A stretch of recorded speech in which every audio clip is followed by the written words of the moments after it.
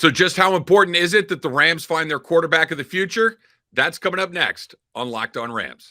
You are Locked On Rams, your daily Los Angeles Rams podcast. Part of the Locked On Podcast Network, your team every day.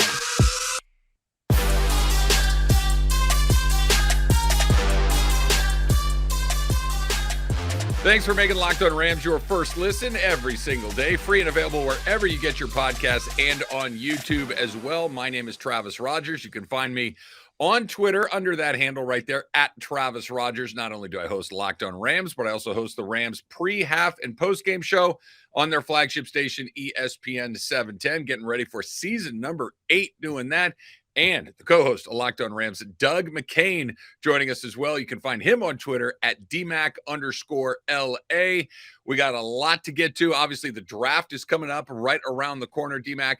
And the Rams do not have a first-round pick yet, so we can talk about whether or not they're going to move in. We'll talk a little bit about where they find themselves in the Matthew Stafford situation now that Aaron Rodgers has left to go to the other side of this.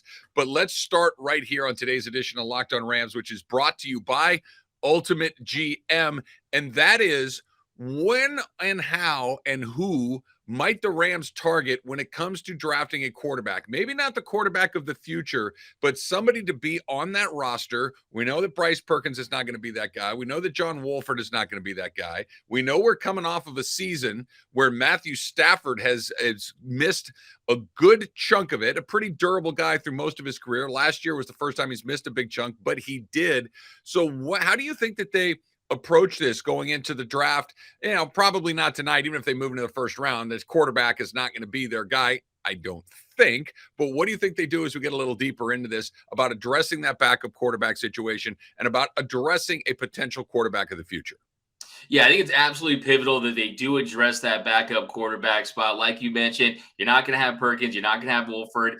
They were really serviceable at the beginning, but really they didn't look the part as far as a guy you can trust to go in there and be a legitimate spot starter. But they're absolutely going to pick someone up in this draft. And you look at some of those later rounds, some of those guys that we talked about, a Clayton Tune out of Houston. He's a guy, the accuracy is there. He's proficient with those short intermediate throws that McVay loves. He's a quick decision maker. If he's available, I like that as a name. And also Jake Haener out of Fresno State. We talked a little bit about him. Kind of undersized, but another guy that kind of fits the mold. I mean, we talked about how he has been compared to Drew Brees.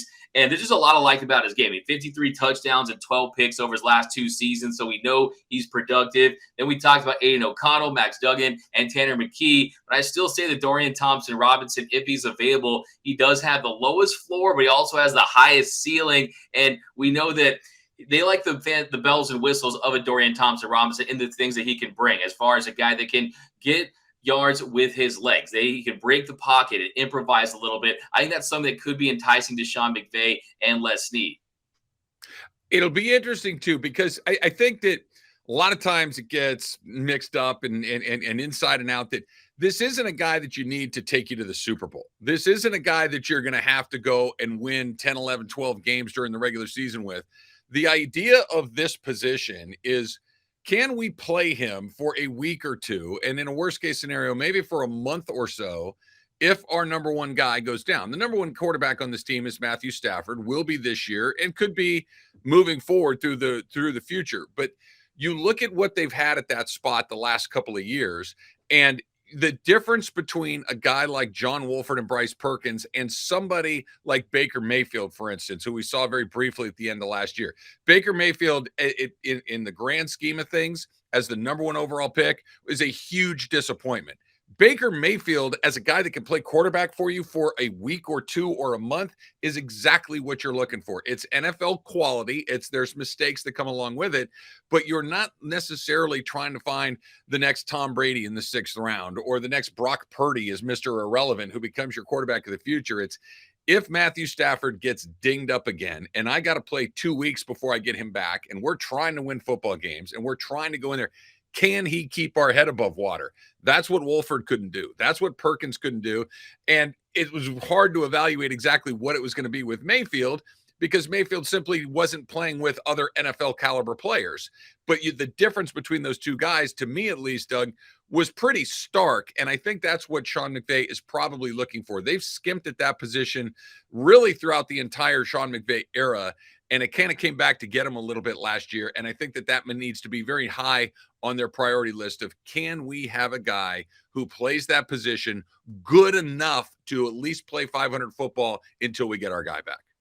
Yeah, there's no doubt about it. I mean, you can have a guy come off the bench and run the offense, or you can guy come off the bench and really help you win games. And we saw the excitement of a Baker Mayfield who just goes off the plane, is able to plug right in and win a game. Those are kind of the guys you're kind of looking for, especially in the NFL where the backup role is becoming increasingly more valued because guys are going down. And you also consider the fact that the Rams, they had the offensive line that was one of the worst in the league. So you're not protecting the quarterback. So you have to consider that as well until you rebuild that offensive line. And Matthew Stafford is getting up there in age. I mean, last year you saw the injury that he dealt with. He felt numb in his lower body. So I think you have to protect yourself. And also, too, I think that Matthew Stafford is a great quarterback. We know he's one of the best in the league. But if you can find that next guy, the heir apparent, that, hey, if you hit big on him and he's providing a good depth option, I think that definitely is something that is very enticing for this Rams team.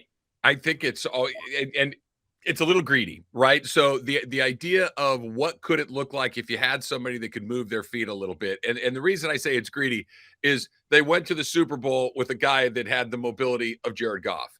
They won a Super Bowl with a guy that had the mobility of Matthew Stafford. Nobody's going to confuse either one of those guys with Lamar Jackson, right? These are guys that are pocket quarterbacks that do what they do. That being said, it really is interesting to me knowing how Sean McVay's offense works and knowing how, maybe the very best version of his offense might look if you had a quarterback like you're talking about, like a DTR. And maybe it's not him, but a player like that can create off schedule, that can move their feet, that maybe can make a decision to kind of tuck it and go. That wasn't Goff. That's not Stafford. But in the back of my mind, I keep thinking, what would it look at if they found somebody that could bring that to the table? Yeah, I think that's just kind of the evolution. I mean, Max Duggan's another guy that I think is interesting too. So really, I think it's about bringing in a guy that fits Sean McVay's system, that he can mold, that he doesn't have the pressure to say, oh, you're going to be a starter. We're going to make you a competent backup that has the potential to go in there, execute this offense, win games, and perform at a high level. So, like I said, like you said earlier, you're not looking for Tom Brady. You're not going to strike gold with the quarterback most likely, but there is a lot of talent in this draft, and we know this organization under Sean McVay, they know how to groom quarterbacks. And I also think learning under Matt Stafford too is a big thing as well. So yeah, I think this quarterback position moving forward, I think if you want a franchise guy, you're looking down the line, you're still looking what Matthew Stafford can do for the remainder of his career. But I think it's going to be very pivotal that you go out there and get that next guy, because last season you just didn't have confidence in a Perkins or Wolford. I mean, we saw what he did in the playoffs a few years ago. That was a great story. But we know in this league, you need a signal caller to go in there, run the offense, make plays, and you got to put some talent around him as well. So I think it's a lot of factors, but I'm excited to see a drafted quarterback for this team because they really haven't emphasized, they haven't focused on it. I'm really interested to see who they go with, because there's a lot of guys in this draft that kind of excite me as far as how dynamic they are and what Sean McVay can do with them. All right, so we're going to stay with the quarterbacks here for a second. That now that Aaron Rodgers is in New York with the Jets, do the Rams have the second best quarterback in the entire conference? That's coming up next on Locked On Rams. All right, let's talk a little bit about Ultimate Football GM. How many times have you told your buddies, your friends, your coworkers, I can do a better job than that guy. I know how to be a GM. Well, when you play Ultimate Football GM, you get to control and manage every strategic aspect of your team as you play through seasons and lead your team to glory by trying to build a historic dynasty. It's fun, and you can do better than your buddies, and then you can talk your junk to them. It's awesome. You got to give it a shot. So with Ultimate Football GM, you're responsible for basically everything. Control your destiny of your franchise by hire the right coach, hire the right coordinators, manage all the finances, including negotiating player salaries and terms, navigate your franchise through free agency, the draft, injuries, player personnel issues. That would be fun, right? And all the ups and downs of an entire season. And all of this comes in a challenging and realistic game world. The Ultimate Football GM is completely free. It's playable online, play on the go as you want and when you want to. And Locked On Rams listeners get a 100% free boost to their franchise when using the promo code Locked On. That's all caps in the game store. One more time, the promo code is Locked On, so make sure to check it out today. To download the game, just visit ultimate-gm.com or look it up in your app stores. That's ultimate-gm.com. Ultimate Football GM. Start your dynasty today. Travis Rogers and Doug McCain bringing you Locked On Rams. Thanks for making us your first listen every single day. And to all you everydayers out there, we appreciate it very, very much. I know that you're looking forward to getting all of our reaction to the draft, so make sure that you're with us on the very next Locked On Rams so you're up to speed on all things LA Rams. So, Doug, the NFC got very weird all of a sudden. It felt like maybe a lot of the power or the balance of power was much more equal over the last few years. And then last year it started to turn. You got your Mahomeses and your Hallens and your Herberts and your Jacksons on one side of the draw, Joe Burrow, of course. Well, maybe the best quarterback in one half, Aaron Rodgers, now went to the other half. And we can talk about maybe another day about whether that was a good idea for Aaron Rodgers or not, because that is a very treacherous path to a Super Bowl. But obviously, as the reigning MVP, Jalen Hurts is the best quarterback in the NFC, right? Jalen Hurts took his team to the Super Bowl, looked really good doing it, and he's a young player, and he's going to be very good for a long time. But with the departure of Rodgers, did Matthew Stafford move into that second spot? And maybe there's a case to be made for one or two other guys, but I'm not so sure that the guy with the Super Bowl championship, with the pedigree that he has, with the history of winning in big games that he's had in Los Angeles, did he slide into that number 2 spot by default? I think if you're Matthew Stafford and you look at the NFC, some of the names like you mentioned, Dak Prescott. I mean, after that, who do we have? Kirk Cousins, Justin Fields, old friend Jared Goff. Not a lot of brand name quarterbacks. I mean, Derek Carr going to the Saints. I mean, you're talking about a Derek Carr whose only playoff game ended in a game-ending red zone interception. And as you mentioned, Matthew Stafford, not only when he's healthy, he is a top 5 quarterback, in my opinion. The numbers indicate that from his first season with the Rams. When it comes to arm talent, when it comes to reading defenses, to me, there's no question about it. He is one of the better signal callers in the league. And you look at these other guys, just not a lot of brand names, not a lot of guys have gone out there and won on the highest level like Stafford. I think with Aaron Rodgers going to the other conference, going to the AFC, going to the Jets, I think you could absolutely make the case that Stafford is the second best quarterback in the NFL, in the NFC. So I feel good about saying that. And I look at the year he had last season. I mean, if you look at from every single position group, I mean, what could go wrong did go wrong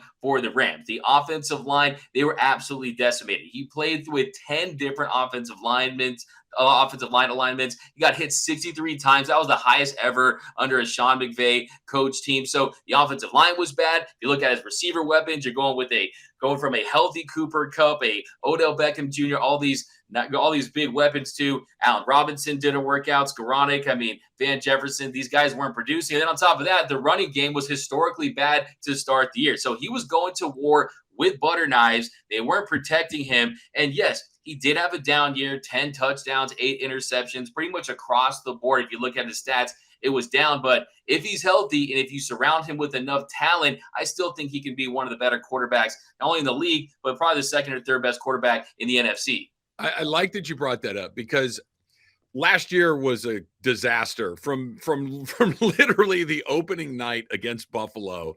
They got blown out and it never really turned, right? That it was just a season for completely forgettable for every possible way. But I think it's important to kind of go back, like you said, especially when we're talking about Matthew Stafford, because this was not, Stafford's lost his fastball. This is not, what is he doing? And he was playing behind an offensive line that was literally pulling guys out of the police academy to try to block for him. Yeah. This is an offensive line that had guys that were on the street that all of a sudden were starting at positions like left tackle. You had a wide receiver core that was decimated or drastically underperforming in the case of somebody like Allen Robinson. You had no running game to speak of, to the point where they took their best guy and told him to go home. It was a completely unreliable offense, and Matthew Stafford was not the reason it didn't work. Now, he didn't look good physically. We've talked about the injuries that he has, but I really do expect him to come back and look a lot more like the guy that we saw in year 1 with LA as opposed to the guy that we saw in year 2 with LA, because that guy was making throws all over the place. That guy is the reason you won the Super Bowl. That guy is the reason you won the NFC Championship game. That and Jaquiski Tartt dropping an interception, but he is the reason that you got there. And I think that it's a little bit it's going to be really interesting because the conference is so weak. Obviously, you're going to have your 4 division winners, but after that, there's not this glut of teams like there is in the NFC for those final 3 wild card spots. And if they're just a little bit better, a little bit healthier, a little bit luckier, you turn around and the next thing you know, 9-8, 10-7, despite the fact that they're projected to finish with the second fewest wins in the NFC, it's not out of the question that a quarterback that good with a coach that good could really kind of steal you some wins and you find yourself in a playoff spot. Yeah, I agree with you 100%. I think when you consider that he's a top end talent, when you consider that Sean McVay is one of the best coaches in the NFL, you almost think, hey, maybe we do go for it when you consider how weak the NFC looks so far heading into next season. And look, the numbers, they bear it out. I mean, he went from 4th in QBR in 2021 to 22nd. He had his lowest since 2014. It's 231.9 yards per game. That was his lowest since 2010 when he was a 22-year-old second-year player with the Lions. And when a player does poorly that has reached the peaks of a Matthew Stafford, it's usually a couple of factors like we mentioned, injuries, the lack of talent surrounding him. But if you do restock some of that talent, you put better pieces and you find a way to improve this offensive line, you give him a few more weapons, you establish this run game once again, well, hey, I think you put Matthew Stafford in a place where he can make plays and he can lead this team to maybe 8 or 9 or possibly 10 wins. But when you have a guy that you sign that big extension to, that you're still not taking calls for when it comes to trades, you have to try to go out there and try to win with him. I know when you're trying to replace half of this roster really through the draft, it's definitely a difficult situation. But still, I mean, we know that they've made that move to win a Super Bowl. But at the same token, we know how competitive this organization is. And if Stafford, if he comes into camp healthy, if he stays healthy, if he wants to really reestablish himself as an elite quarterback, I don't see any reason why he can't go out there and really, I mean, look at some of these lists, Travis. I mean, some of these lists, I mean, you have Matt 10, 12, 15. I mean, the disrespect for Matthew Stafford to me is unwarranted. And hopefully he uses that and that fuels his fire.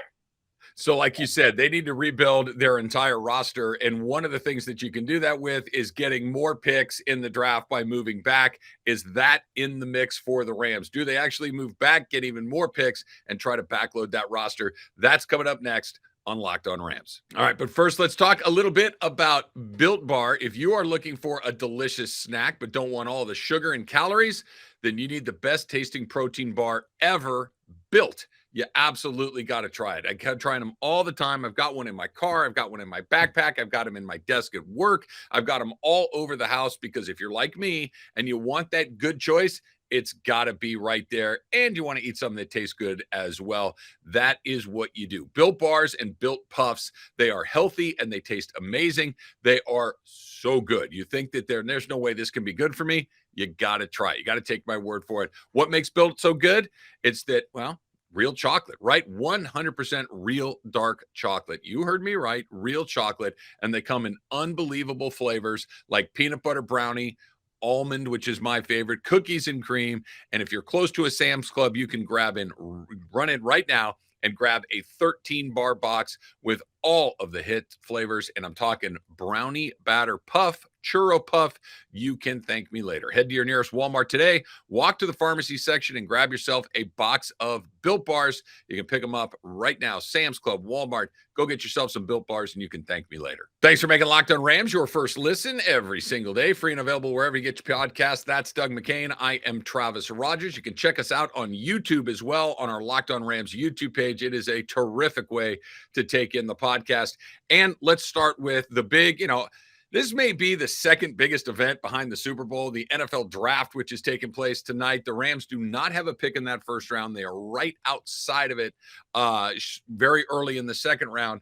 But I wonder, Doug, if they're thinking, all right, let's pick high or as high as we can, or should we take some of our higher picks, get more of them to move back and start to backload the roster there, like we talked about for all our everydayers that know this. We talked about this previously. This is a team that has 45 empty roster spots heading into camp here in a few months. Yeah, no, today definitely feels like Christmas, but do we have any presents under the tree to unwrap? Maybe not right now, but what I'm interested to see in this first round is how those picks look in the first 25 picks. Because if there's someone that they really like there that they might want to trade up and get, you've heard some rumors that, hey, they like the Boston College receiver, Zay Flowers. Maybe you do go out there and get that edge rusher or a big offensive line. I don't think they'll go offensive line, but I still think that there is a slim possibility with Snead and company saying, okay, there is that guy we want to trade up. So we'll see how the last 6 picks of the first round shake out and if they can maybe get themselves in. But as far as trying to trade down, I think it absolutely makes the most sense. I mean, we know that this team has kind of maxed out their credit cards, so to speak, and kind of have to start paying off those debts. But also you can find a second line of credit, right? You can go out there and you can trade down, get some more picks, and get more darts. And that way you increase your chances of hitting a bullseye. Because look, let's be honest, this is one of the deepest drafts in recent memory. And I think it's absolutely an option. Peter King, he said that he believes that the Rams want to add to more picks to their top 150, potentially doubling their total from 3 to 6. So you could make a deal with, let's say, a team like the Texans. The Rams would give them their number 36 and their 167th pick, so their second and their fifth, in exchange they would get their number 65 in the third and their number 73rd in the third round, their number 104th pick. So that would basically give them more picks in the top 50. And also, if you heard Les Snead early in this week, he indicated that some within the staff, they wanted to close that gap. They didn't want to go 90 picks between their third round and their fifth round picks. So it gives you more picks. It allows you to really find some more guys and really fill so many positions, because there is not just, I mean, we talked about edge rusher, we talked about cornerback, we talked about tight end. There's a lot of positions they can fill, but still trading down allows you to replenish this roster and kind of develop and look ahead for 2024. Yeah, that's the thing, right? And I guess it kind of depends on how you view Les Snead's track record as drafting players. That they've been very good drafting players early, right? And nobody bats 1,000. You're going to miss some here and there, but fact of the matter is, they took Jared Goff number 1 overall. That worked. I know that that he's somebody that Rams fans kind of have mixed feelings about.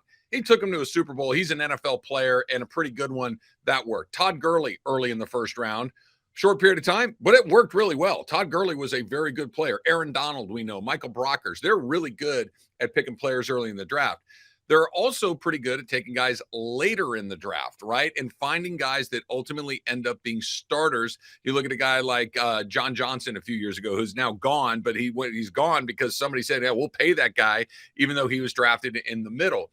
Last year, maybe not so much. And it's one of these, would I rather have 10 picks and hope to hit on 5 of them, or would I rather have, 1 or 2 picks a little higher in the draft and have to hit on both of them? I kind of tend towards, Doug, the idea of give me a lot of shots at it. And if I even bat 500 later in there, I'm stealing money from other people because they're less expensive. They're more flexible. And I trust Sean McVay and Les Snead to find those players deeper in the draft. Yeah, absolutely. And like you said in the last show, I mean, from 2019 to 2021, it was F them picks. This year, it's like, yeah, about them picks. Could you spare a couple of those picks? So now they want to have those picks. They want to have that war chest and give themselves the biggest chance to really hit on some guys. And like I said, it's a deep draft. Like you said, there's a tight end mix that you could really focus on. So there's so many different positions that you need to fill. And I absolutely think that I love the idea of trading down unless there is a guy they have identified that they're close to drafting early on. I still think McDonald, I mean, there's some edge rushers, but I think that if they're available and they think they could fall to them, yes, it's something that they could consider. But yeah, when you consider how much you have to replenish this roster, like you said, 44 spots to fill, I mean, they definitely have to find a way to get this talent and really start the process of developing guys. So yeah, I'm absolutely okay with them moving down. I think it does make a lot of sense. I think from a draft nick perspective, you always want those brand names. You want to, who's your first rounder? Who's your second rounder? But like we've seen with this organization, they can draft in the later rounds. They can develop guys and they can make them into big contributors. But I think as far as winning next season, maybe you want the top guys, but as far as looking big picture, maybe 2024 and beyond, going with the depth might be the plan. All right, that's going to do it for this issue. Issue is a combination of addition and issue, Doug. I don't know if you knew that or not, but that's a word that I like to use here on Locked On Rams. It's going to do it for this episode of Locked On Rams. Thanks for making us your first listen every single day. Everydayers, don't forget that coming up on the next edition of Locked On Rams, we're going to talk about all things draft. Who did they get? Who did they miss on? And where do they go from here? For Doug McKay, I am Travis Rogers. This is Locked On Rams. Whose house? It's Locked On Rams house.